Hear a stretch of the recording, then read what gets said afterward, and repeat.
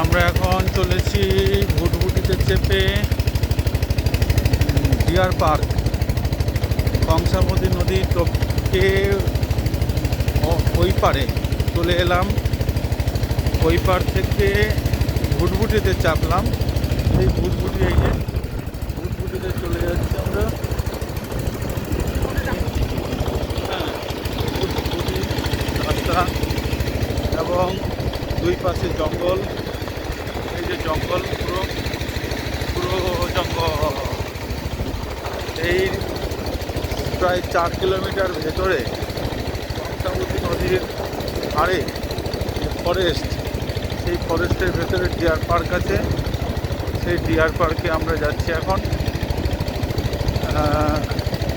এখানে জঙ্গলের মধ্যে যে আদিবাসী মহিলারা সব কাজ করছে, গরু চড়াচ্ছে, গরু তারা খড়ি কুড়াচ্ছে ইত্যাদি।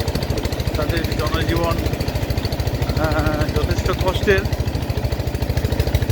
এবং ভেতরে যেখানে সেখানে জঙ্গলের মধ্যে একটা দুটো ভাঙাচোরা বাড়িও দেখা যাচ্ছে। তো যাই হোক বন্ধু, ডিয়ার পার্কের সামনে পৌঁছে গেলে ডিয়ার দেখতে পেলে যে ভাঙাচোরা বাড়িগুলো সব পরিত্যক্ত অবস্থায় আছে জঙ্গলের মধ্যে। আর এখানকার যে মাটি বেশিরভাগই পাথুরে মাটি, এবং এই যে ল্যাটেরাইট মাটি, এবং তার সঙ্গে গ্রানাইট পাথর অধ্যুষিত এলাকা। এই যে আমরা চলে আসলাম সোনার বাংলা পার্কের কাছে। এই পার্কে ঢুকতে গেলে 10 টাকা করে টিকিট লাগে।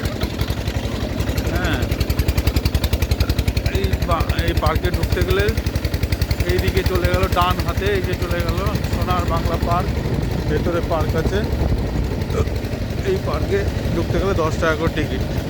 যাই হোক বন্ধু, আমরা ফেরার পথে ঢুকবো আশা করছি।